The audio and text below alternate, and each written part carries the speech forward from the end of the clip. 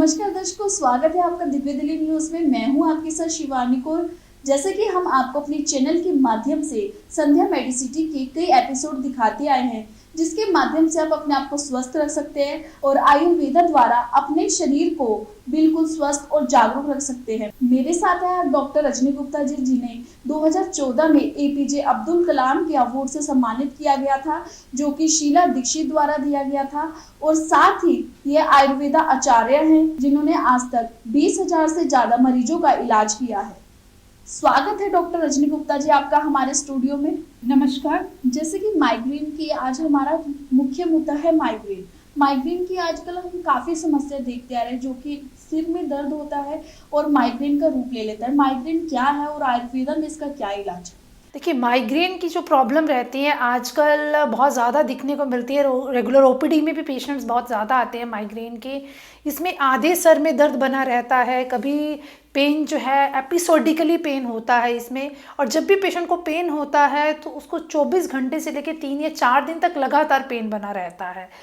Patient को आधे sir में दर्द होगा और उसको मतलब एकदम से लाइट जो है वो चुभने लगती है, उसका मन करता है अंधेरे कमरे में जाके बैठूं, लाइट को अवॉइड करूं। और जब ये माइग्रेन बहुत ज़्यादा प्रॉब्लम्स करने लग पड़ती है तो वॉमिटिंग सेंसेशन ना होना या वॉमिटिंग हो भी जाती है। और जब पेशेंट को वॉमिटिंग हो जाती है उसके बाद उसको थोड़ा सा रिलीफ भी दिखता है। माइग्रेन के यही सिम्टम्स हैं।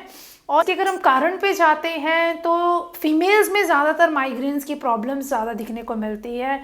पीरियड्स आने से पहले या पीरियड्स होने के बाद या इन बिटवीन पीरियड्स में भी दिक्कत बढ़ जाती है। और समटाइम जैसे मेनोपॉज का जो टाइम आता है उस टाइम माइग्रेन की प्रॉब्लम ज़्यादा बढ़ती है, क्योंकि हार्मोनल चेंजेस की वजह से ब्रेन के ऊपर एक स्ट्रेस लेवल बढ़ता है और जिससे माइग्रेन के अटैक्स पेशेंट को ज़्यादा आते हैं।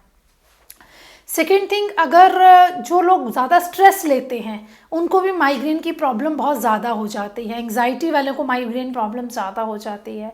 इनिशियली फेज़ में तो इसमें पेन ही रहता है, बट जैसे जैसे ये बीमारी को अगर हम कवर ना करें तो इतना ज़्यादा प्रॉब्लम हो जाती है कि पेशेंट अपने आप को आइसोलेट कर लेता है किसी अंधेरे कमरे में। जैसे कि भी आपने माइग्रेन के लक्षण और कारण बताए हैं, इसको ख़त्म कैसे कर सकते हैं और क्या माइग्रेन कभी भी जड़ से ख़त्म हो सकता है? देखिए, माइग्रेन को अगर आपको किसी भी को माइग्रेन की प्रॉब्लम्स हो रही हैं या ज़्यादा हेडेक रह रहा है तो आपको एक बार डॉक्टर की कंसल्टेशन ज़रूर लेनी चाहिए, जिससे पता चल जाए कि एग्जैक्ट ये माइग्रेन ही है या हेडेक कई तरह से होता है। अगर ये माइग्रेन है तो इसके लिए आयुर्वेद में बहुत सारे उपचार हैं। पेशेंट को सबसे पहले तो अपनी डाइटरी मैनेजमेंट करना है, समय पे खाना खाना चाहिए। इसके साथ साथ अदरक का सेवन पेशेंट को करना चाहिए। दूध में वो बादाम रोगन ऑयल को डाल के ले सकता है, क्योंकि आयुर्वेदा में ऐसा बताया गया है, नासो ही शीर्षम द्वारम, जो हम मेडिसिन नाक के रास्ते से डालते हैं वो डायरेक्ट हमारे ब्रेन पे एक्ट करती है और सर पे एक्ट करती है। अगर आपको माइग्रेन की प्रॉब्लम हो रही है तो आपको नस्यम का इलाज लेना चाहिए, या आयुर्वेदा में मेडिकेटेड ऑयल आता है, बला ऑयल है, ब्राह्मी ऑयल है, इस ऑयल की कुछ बूंदें जो है वो नाक में लगातार डाल सकते हैं।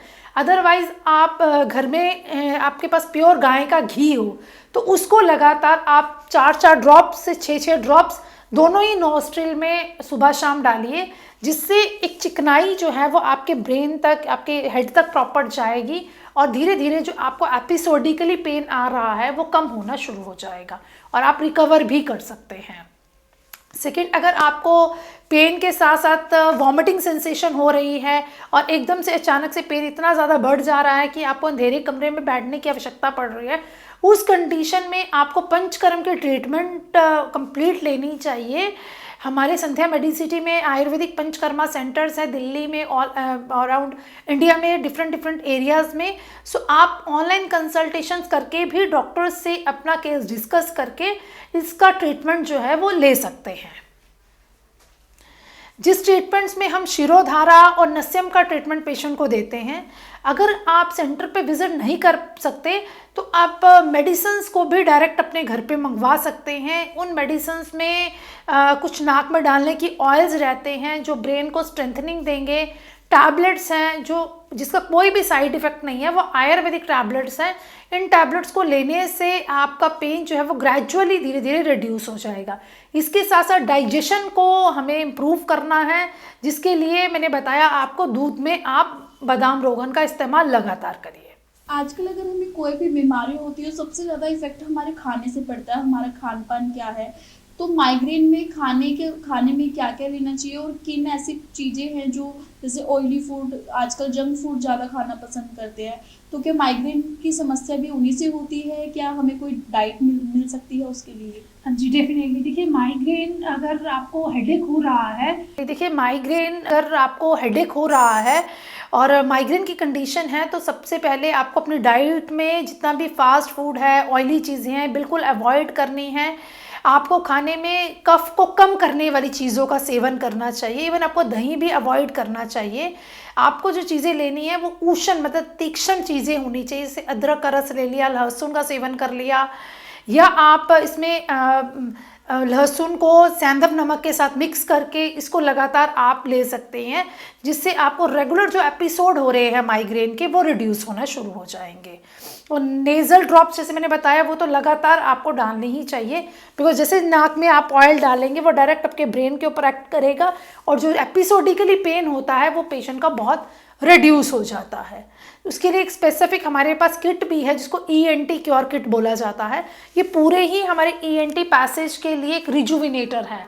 जैसे हम च्यवनप्राश खाते हैं तो च्यवनप्राश खाने से हम अपनी बॉडी को रिजुविनेट कर सकते हैं। सिमिलर लाइक दैट अगर आपको लगता है कि आपको हेडेक बन रहा है या माइग्रेन की प्रॉब्लम्स हो रही हैं तो आपको ENT क्योर किट का पूरा सेवन करना चाहिए और मिनिमम ऑफ 4 से 5 महीने तो लगातार आपको दवाई खानी ही पड़ती है। क्योंकि अगर आप कोई और भी मेडिसिन ले रहे हो तो उस मेडिसिन को भी आपको लगातार 2, 3, 4 साल जब आप लेते हो तभी आपकी प्रॉब्लम सॉल्व होती है। तो अगर आपको माइग्रेन के अटैक्स हैं तो आप इस मेडिसिन को 3 to 4 मंथ्स लगातार लेंगे। इसके साथ साथ हमें योगा एक्सरसाइजेज में अनुलोम विलोम लगातार करना चाहिए ताकि फ्रेश ऑक्सीजन जो है वो हमारे ब्रेन तक पहुंचे।